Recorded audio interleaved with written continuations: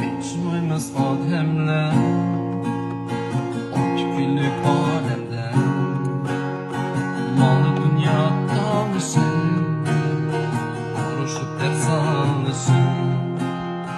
Geçmeydi her hayat olcarıştek kalısın. Vallahi kıynadım, sıktım kulduk acısını.